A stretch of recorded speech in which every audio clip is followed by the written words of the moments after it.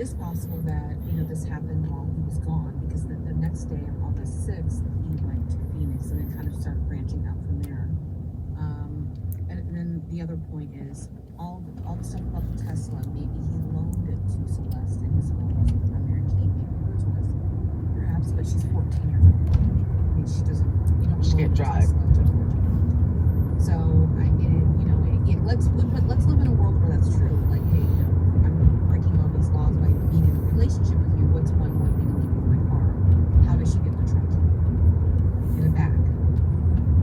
Is it possible that it's just, going on that same theory? Because that does kind of resonate a little bit. Again, people may have thought that she was older than 14 years old, so she did appear, she looked older. Well, his friend said that they thought she was Eva C. student.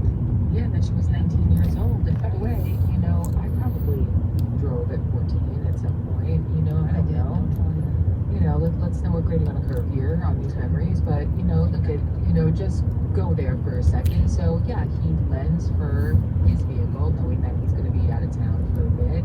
She takes him up on it. Maybe she goes and is roofied. Maybe she goes and they're partying and there's drugs there and something nefarious happens, and they're like, oh shoot, what are we going to do with Celeste's body? So let's throw her in her own trunk and then that'll get linked to David and we're out of here. Maybe it was a bunch of random people. Who knows? Yeah, but I do know her family needs answers. I mean, that's period, the end, exclamation point. But thank you for that topic. Really, Absolutely. Yeah. This is True Crime Tonight. We're on iHeartRadio, and I'm Courtney here with Body and Stephanie.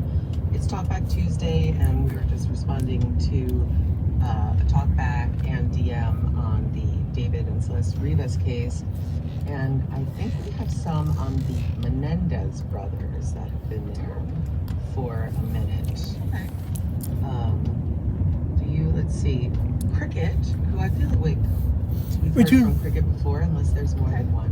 Oh, I love cricket. Yes. I know. Yes, Sam's nodding vigorously. Regarding the Menendez brothers, I understand they thought that their actions were, quote, understandable given the abuse they endured. They still made the decision to take the lives of two people. I do not believe vigilante justice should be rewarded. I am a sexual abuse survivor. I could have made a similar decision, but instead I have gone into the field of social work in order to help others process their past and live productive lives.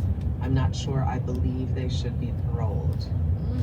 Well, that's a thought-provoking. Oh, that's gonna be a big-size house. Yeah, Cricket. Yeah, I'm so sorry, Cricket.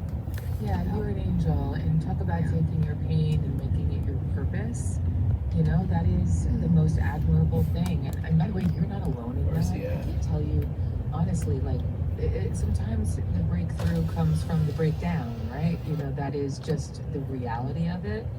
And, to your point, the Menendez brothers suffered really unspeakable things, but they too are not alone. So does every single person who is